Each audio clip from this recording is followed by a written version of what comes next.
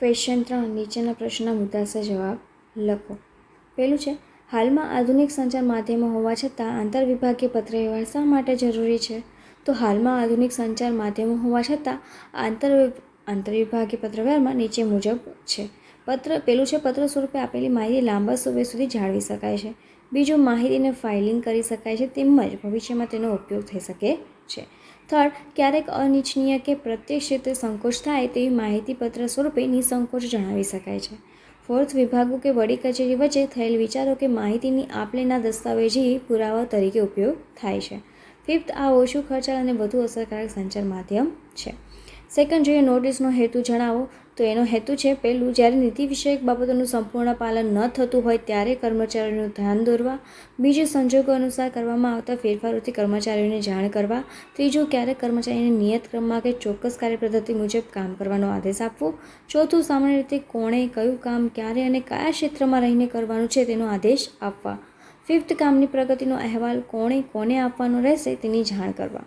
Third છે, પરિપત્રના કાર્યો જણાવો. તો પહેલું, કર્મચારીઓને તેમના કાર્યક્ષેત્ર અંગે માર્ગદર્શન આપે છે. બીજું, વ્યવસ્થા તંત્રને લીધેલા નિર્ણયોના યોગ્ય અમલ અંગે કર્મચારીનું ધ્યાન દોરે છે. ત્રીજું, કર્મચારીઓ પાસેથી શું અપેક્ષિત છે તેના વિશેષ સ્પષ્ટીકરણ કરે છે. ચોથું, કર્મચારીઓમાં સમાનતા જાણવાનું કાર્ય કરે છે. ફોર્થ છે, નોટિસ અને પરિપત્ર વચ્ચેનો તફાવત સ્પષ્ટ કરો. પહેલું, નોટિસ વ્યક્તિ અથવા સમૂહને સંબોધીને લખવામાં આવે છે. પરિપત્ર મોટે ભાગે સમૂહને સંબોધીને જ લખાય છે. સેકન્ડ, નોટિસ દ્વારા કાયદાકીય દૃષ્ટિકોણ સ્વરૂપ સ્પષ્ટ કરવામાં આવે છે. પરિપત્ર દ્વારા વહીવટી અને વ્યવહારિક દૃષ્ટિકોણ સ્પષ્ટ કરવામાં આવે છે. થર્ડ છે, નોટિસ દ્વિમાર્ગી સંચાર વ્યવસ્થા એટલે કે કર્મચારીઓને ઉપરી અધિકારીઓ અને ઉપરી અધિકારીઓ કર્મચારીઓને નોટિસ આપી શકે છે. જ્યારે પરિપત્ર એક માર્ગી સંચાર વ્યવસ્થા છે એટલે કે ઉપરી સંચાલક વર્ગ દ્વારા તેમના હાથ નીચેના કર્મચારીઓને પાઠવવામાં આવે છે. ફોર્થ, જે બાબતો માટે નોટિસ આપવી હોય તે અંગે પરિપત્ર પાઠવી શકાય છે. જે બાબત માટે પરિપત્ર પાઠવવાનો હોય તે અંગે નોટિસ પાઠવી શકાય નહીં. ફિફ્થ છે, મેમોની લાક્ષણિકતા જણાવો. તો પહેલું, મેમો એ વિધિસર કે અવિધિસર રીતે લખાતો પત્ર છે. સેકન્ડ, મેમો ઉપરી અધિકારી દ્વારા તેમના હાથ નીચેના કર્મચારીને પાઠવવામાં આવે છે. થર્ડ, ક્યારેક કર્મચારીઓ પણ પોતાના હક કે સમસ્યાના ઉકેલ માટે ઉપરી અધિકારીને મેમો પાઠવે છે. ફોર્થ, સમકક્ષ હોદ્દો ધરાવતા કર્મચારી દ્વારા પણ એકબીજાને મેમો આપવામાં આવે છે. ફિફ્થ, મેમોનો મુખ્ય હેતુ જેને સંબોધીને લખાયો છે તે ચોક્કસ બાબતોની યાદ અપાવવાનો છે. સિક્સ, મેમોનું લખાણ સીધી અને સરળ શૈલીમાં લખાયેલું હોય છે. 7, મેમોની વિગતોને ટૂંકમાં અને હોય છે. જે કર્મચારીને સંબોધીને મેમો લખાયેલ હોય તેનું નામ, હોદ્દો તથા ખાતાનું નામ વગેરે લખવું જરૂરી છે તથા મેમો લખનાર એટલે કે આપનાર વ્યક્તિનું નામ, સહી વગેરે જણાવવું જરૂરી છે. છઠ્ઠું, મેમોના પૂર્વનિર્ધારિત માળખાનો નમૂનો તૈયાર કરો. તો પૂર્વનિર્ધારિત લખવા એક ચોક્કસ બોક્સ બનાવવું જેની અંદર વિગતો તો લખવી જે નીચે મુજબ છે. અહીં માહિતી આપેલ જે પ્રમાણે મેમો બનાવવો. કંપનીનું નામ વચ્ચે લખવાનું, પ્રતિ એટલે કે જમણી બાજુ લખવાનું, રવાના એટલે કોના દ્વારા એ આવશે જમણી બાજુ, સંદર્ભ નંબર આવશે ડાબી બાજુ પ્રતિની સામે, તારીખ આવશે ડાબી બાજુ રવાનાની સામે, વિષય વચ્ચે આવશે. 3 ફકરામાં મેમો અંગેની માહિતી આપણે જણાવવાની રહેશે. એના પછી સહી જમણી બાજુ કરવાની, હોદ્દો પણ જમણી બાજુ લખવાનો, નકલ રવાના ડાબી બાજુ છેલ્લે જોડવાની.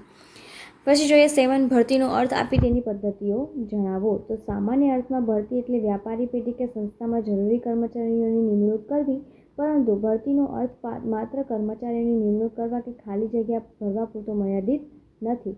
વિશાળ અર્થમાં ભરતી એટલે યોગ્ય સમયે યોગ્ય લાયકાતવાળા યોગ્ય સંખ્યામાં કર્મચારીઓની નિમણૂક કરવી. ભરતીની પ્રક્રિયાનો મુખ્ય હેતુ યોગ્ય લાયકાતવાળી જે તે ક્ષેત્રની નિષ્ણાત વ્યક્તિ મેળવવાનો છે. સંસ્થાના કોઈપણ વિભાગમાં કર્મચારીની જગ્યા ખાલી પડે, નવા વિભાગની રચનાના કારણે નવા કર્મચારીની જરૂર પડે, વર્તમાન કર્મચારી અવસાન પામે કે કોઈ કર્મચારીને બઢતી આપવામાં આવે ત્યારે તેની ખાલી જગ્યા પૂરવા નવા કર્મચારીઓની જરૂરિયાત ઊભી થાય છે ત્યારે ભરતીની પ્રક્રિયા કરવી પડે છે. ભરતીની પદ્ધતિઓ પ્રત્યક્ષ અને પરોક્ષ 2 પ્રકારની હોય છે. પહેલું, સંસ્થાના વર્તમાન કે ભૂતકાળના કર્મચારીઓમાંથી થતી ભરતીને પ્રત્યક્ષ ભરતી કહે છે. બીજું, જાહેરાતના માધ્યમથી અથવા નોકરી અંગેની માહિતી આપતી સંસ્થાઓ દ્વારા થતી ભરતીને પરોક્ષ ભરતી કહે છે. 8મું જોઈએ, કયા કારણસર કર્મચારીઓની ભરતી કરવી પડે છે.